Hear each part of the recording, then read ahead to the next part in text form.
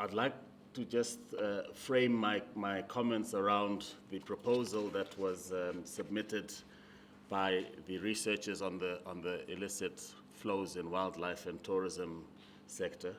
So rather than giving a lot of the technical broad history and context of the wildlife and tourism sector, I'd like to, if you may, focus my presentation on reflections on the proposal itself. And I'm going to, I know that, Rowan, who's the actual researcher, is going to be elaborating a lot more when he speaks after myself on the details and the thought behind the proposal itself.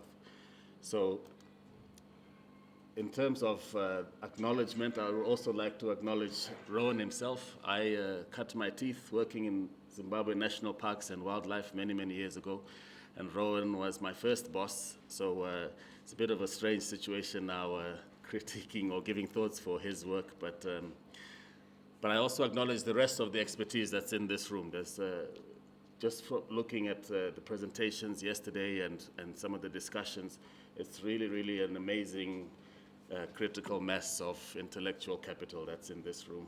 So I appreciate that. The way I'm going to approach this this talk is to focus a lot on sharing what my experience has been in the conservation and development sector over a few years. I won't say how many years, but over a few years. And in that respect, I hope to be able to contribute to structure my thoughts so that we are able to contribute to eventually the objectives of the workshop, which are, in summary, threefold. One is building the research capacity. The other one is looking at the nexus, and I'll share some thoughts around the nexus approach. And then finally looking at research and advocacy, so taking research into some kind of practice. So yesterday we had a little bit of discussions, and I'm glad because I didn't need to adjust my presentation much, but a kind of point of departure for me in reflecting on the proposal and what we should be looking at in terms of wildlife. And again, my thoughts are all around the wildlife and tourism economy. This definition is one of the OECD, which defines political economy. And it looks at the interaction of political and economic processes, distribution of power and wealth, etc. So my thoughts or feedback to the researchers are, is this definition sufficient to encompass the issues around wildlife and tourism? Or do we need to look at framing the definition of the political economy of wildlife and tourism in a different way? I won't go, there are lots of different definitions that people could give, but I think it's important for the purposes of this research that you are very clear what you are referring to in terms of a wildlife economy. And similarly, when it comes to illicit financial flows, the OECD describes them as cross-border capital transactions that either conceal illegal activities or facilitate them. Now, we heard from yesterday that, it's not only about illegal activities. It's very important that we are very clear what definition we're using around illicit financial flows, because the context, and as I'll explain later, the sector and the context is very complex. So how do you frame, what do you refer to as illicit? Are you going to focus on the illegal? And then, the other aspects that relate or flow from that, which are the unjust and perhaps immoral aspects of the sector. The other area that I wanted to discuss with colleagues is the interface between tourism and wildlife. Why? This is probably a question to be framed, might be a bit late to the organizers of the actual research, but I ask the question, how does linking the two, tourism and wildlife, take us any further in a particular direction? And conversely, does separating them enhance any particular ability to focus on what the issues are? And I'll explain this in my next set of slides that speak to how tourism and wildlife are intrinsically pretty different, separate. So linked to this then is the other question of, so how do countries account for the economic and social development in these sectors of wildlife and tourism? Who generates that data? It's an important consideration for the research because it then frames who you are talking to and why you are talking to them.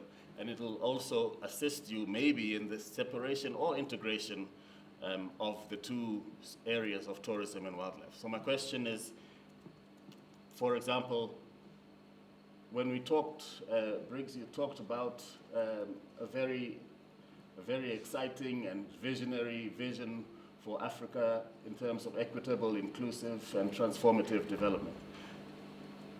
From the proposal, it's not very clear how or if this will be addressed in terms of the tourism or the wildlife sector. But maybe it's a consideration for you to look at. Patrick also talked yesterday about natural capital accounting. I think it's very important because when we're talking about wildlife and we're talking about natural resources, it is important that we consider how do we account for these in our national balance sheets. And how is the proposal, how is the research going to take these issues into consideration from a natural resources perspective? And then I want to just share with you, coming to the advocacy side of things, I want to share with you an example from the tourism sector of how one can move from the data collection exercise, which from the presentations yesterday, there is no shortage of capacity to do, I think, but moving that towards advocacy and hopefully action. So this is a project that we were involved with, led by Fair Trade and Tourism in Southern Africa. It looks at regional cross-border tourism. And this was done, the research was done at the end of last year, and very interesting statistics were developed from this research, looking at arrivals of SADC citizens in other parts of SADC country, overseas arrivals in SADC. Very interesting. I'm not going to go into the details of this, but just bear in mind that this is a research project that was done. Certain kinds of data were generated, some of it of which you see here. And immediately to my mind, it's like, this is a huge tourism transboundary project, and it's the process of data collection. The questions that were being asked in this research, they have consideration for what we are going to look at. But my question then becomes, so what about the child sex, commercial sex exploitation of children in the tourism sector? In that research, this issue was not discussed. It was discussed in another paper that was produced by Fair Trade and Tourism. So the same tourism sector, looking at same tourism statistics, but from two different frames. Others are looking at pure arrivals, etc. Others, and this piece of research, which is a separate piece of research, is looking at rights of child abuse issues. And CSEC is just described there. It's about sexual relations with a child during business, and it can be pedophiles or organized crime. But it's a huge issue, a huge issue in the tourism sector. And if we are talking from a rights perspective, South Africa a few years ago held a sex trade and tourism international conference, and the statistics were shocking. So this just shows the interconnectivity of child sex tourism with other kinds of abuses around the tourism sector, child trafficking, child pornography, etc. So an NGO, coming back to the advocacy part of this, ECPAT is an NGO that started a process of taking these statistics and developed a campaign to end child prostitution and child pornography. This just shows the areas where this illicit, coming back to our presentation, this illicit aspect of the tourism sector happens. It happened all across, from travel agencies to the airplanes to destinations themselves. All forms of tourism are exposed to CSCC. So what is possible to, with that kind of statistics, what is possible to in terms of advocacy, to pursue? And again, there was a campaign made, it's called The Code, recognizing the opportunity that the tourism sector has. And there was a huge campaign across the whole of the Southern African region to try and get people to sign up to the Code of Good Practice. This is the logo of the code, etc. And it was very effective in terms of a campaign in the tourism sector to try and address a particular issue. But the reason I raised this, and UNICEF and the World Tourism Organization and all were involved. The reason I raised this is to try and give an example of how, as you're thinking through the research questions, Rowan, and answering them, looking in the tourism sector, how you can translate data through advocacy efforts to actual action. So taking, and coming back to the comments from Zimcod, I think it's possible that it's probably actually advisable that we do not rely on the researchers themselves for this piece of work to do all the different stages of what needs to happen in terms of advocacy. So there are some people like yourselves that are better placed to do the campaigning kind of work. Other people are better placed to do generation of data. Other people are better placed to do the packaging of that data. So we all have different roles that we can play. This is just an example of an effective campaign in the tourism sector, taking data to advocacy. So in the wildlife sector as well, some of the questions that I have for the research proposal as it's written, and I know that Rowan is going to elaborate on a lot of what was not in the proposal. But an observation for me is, where is wildlife data being generated from? It's very important that you understand, that the research understands where this comes from. So the kind of default thinking is that the data comes from the biodiversity or protected areas management sector. But as we know, in many countries, certainly in South Africa, the game farming, fisheries, etc., the data from that are managed by another department altogether, which is agriculture department. In Zimbabwe, we've got programs like Campfire, Communal Areas Management Program for Indigenous Resources. That is largely run by the district council. So the local government role has, in terms of capturing and generating data, is crucial in that kind of context. The civil society, as we know from yesterday and today, that there's a huge amount of information that is being generated, and certainly the efforts of this workshop takes us in that direction. Local communities have also got their own knowledge that is important to tap into, so that you understand the full value chain coming back to illicit flows in wildlife.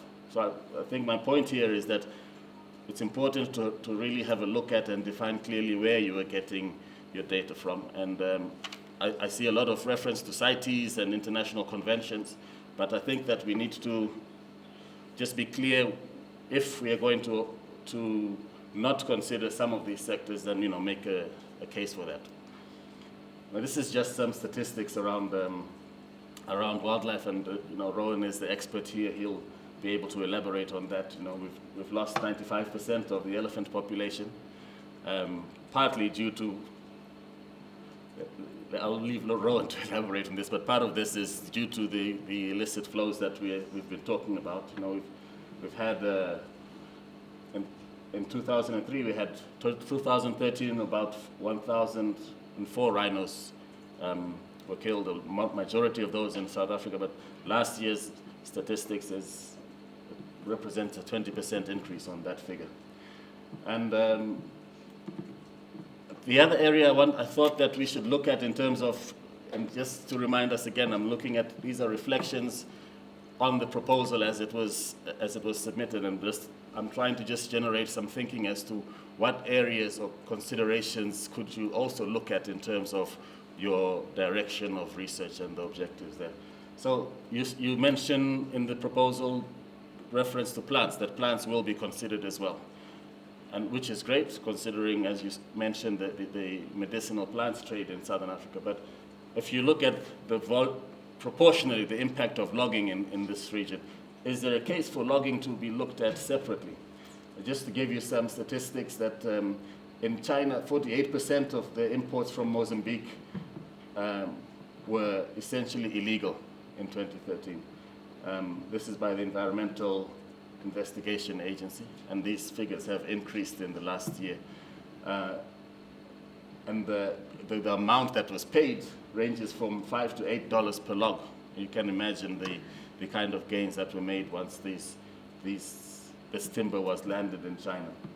The other area I want to look at is looking again at wildlife is water. We mentioned a little bit about water and who is responsible for water, the international companies that rely on water, not only mining, but other kinds of industry that rely on water.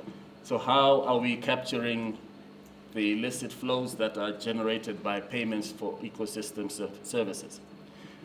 Are we going to look at that area? Because the wildlife is on its own, it relies upon a certain existence of ecosystem health, certain basic ecosystem health. So if the ecosystem transboundary is not being addressed because of illicit flows or benefits from whether it's industry or whether it's poor practices from government, is that, how do you consider this, if you do at all, in your research proposal? Just to give you some statistics, in South Africa, 37% of the water that is provided is lost through leaks, costing the country about $550 million a year. That's shocking. But now I ask myself, this comes back to the issue of definition again. So if this is happening, who's responsible for this? Is this not, and if you look at the structures of governance around distribution of water, is there not a case to be made that the losses that are being made can be considered as illicit? This comes back again to the question of whether illicit should be domestic or has to be, by definition, transboundary. I have a question there because I think a lot of things happen at different levels of scale, and you may need to consider that because certainly in the water sector there's a lot of transboundary illicit financial flows, but even at a local level, if a municipality is not doing what it should be doing by way of capturing water flows, what are the losses that are eventually impacting on the taxpayer and on the rights of individuals, of citizens to have access to water? So one of this is a suggestion of how you might want to conceptualize your thinking. Resilience, the IPCC defines resilience as the ability of a system to anticipate, absorb, accommodate, or recover from the effects of some kind of event. I'm introducing here the systems approach to looking at the wildlife and tourism IFF interface. Well, if this, and I'm incorporating a flavor of resilience theory, a case study of an initiative that I work on is the Resilient Program, which looks at the Limpopo River Basin as a system, yeah? And then defines the interconnectivity of the various natural resources, governance, livelihoods, and climate change impacts in the context of a system. The basin itself has got 18 million people, about 15 in South Africa, and the basin includes 80% of, close to 80% of the entire population of Botswana. That's in this area here between Francistown and Gaborone. Total. So that's a huge socio-political consideration in terms of the political economy of the basin, and about 1.1 million people from Mozambique. In terms of the basin's water use, a huge amount of water is used in irrigation. Domestic use is 21%. Now, if you're coming back to the interconnectivity of the different natural resources that you might want to consider in the proposal, in the context of the proposal, that's a huge amount of water that citizens of the basin are relying upon. And there are plans to develop more water uses in the basin. The basin, by the way, is what we call a closed basin, so there isn't enough water to meet the demands of the basin ecologically and in terms of industry and development. However, we're still having huge water-thirsty developments happening in the Limpopo Basin, like the Medupi coal-fired power plant, which is going to, once it's operational, consume 15 Olympic-sized swimming pools a day of water. That's just one plant in a basin that is already closed. Coming back to the context of your proposal, you have this as your system. In this system, there are protected areas, there are wildlife areas, there's transfrontier conservation areas, there's a huge tourism trade, there are inflows and outflows from tourism as well as from wildlife in terms of financial flows. But the way you frame your thinking around how you're going to address those, you might want to draw lesson from there. And just to share with you, one of the studies that we did in the Limpopo River Basin was looking at the political and social economy, asking the same questions of how are decisions made around resource use, who makes them, how are they implemented, and what takes precedence. So this might be the kind of questions that you want to be more focused on in the context of the research on illicit flows from wildlife and tourism in your proposal. So what is important, though, is to look at what is your unit of reference. And this is where I'm thinking that you might want to draw from the River Basin Organization as a unit, but in terms of proposals, the proposal's title, it's looking at Southern Africa. So a question you might want to look at, if the transboundary system is Southern Africa as a whole, yeah? If that is what you're referring to as the system, coming back to the systems approach, and if IFFs in wildlife and tourism pose a threat to that system or the resilience of that system, otherwise why are we doing this research? Clearly there must be some kind of a threat that is at being posed. Yeah, I'm done. So you may want to look at where we should be targeting resilience building efforts, or in terms of the research and advocacy that's going into. So I am saying resilience building is because you want to build the resilience of this system, however you want to frame it in your mind, to deal with the impacts of IFFs on wildlife and tourism. Those are just a few of my thoughts and considerations, but I'm looking forward to hearing from Rowan, the expert in this area, who's got a lot more thoughts and experience in terms of the actual realities and the context of the sector. But I thought mine was to just share how you might draw on the approach, some questions you might want to ask, some models that have been tried in different areas, also from the taking research through the steps of advocacy and through to action, who should be involved, who should you be talking to, where should you be getting the data, and coming back to what you said yesterday, Maseko, about the impact. So what is answering the so what question? So what if you generate this research and you spend all this time doing this great piece of work? What is the impact of that? Anyway, so that in summary is the areas that I was saying that, if you're looking at government capacity, what are the questions you should be asking about that? Is it just the government department itself? Looking at civil society, is civil society empowered enough to ask some of these questions? The communities, have they got rights? Have they got access to the natural resource base? Issues around leadership in addressing illicit financial flows. Is it just about a position in a company, or is it about being brave to ask and confront the system itself and the establishment in order to make some changes? So how do these areas affect illicit flows in wildlife and tourism? This is just an example of the nexus that we used in the Resilient program, looking at climate change, livelihoods, and biodiversity. But you might want to, just drawing from that, look at the nexus of mining, tourism, and agriculture. And if you do, that little middle question there is, so what would the glue be? What would be the integrating factor in the nexus of these three pieces of research? That's more a question to Maseko and Briggs maybe. So what do you want to get from the combination of these three questions, these three pieces of research? Is it issues around water? Is it issues around governance? Is it issues around leadership and being brave, as I'm saying? I'm not sure, but it's a consideration of how the three pieces fit together. Okay.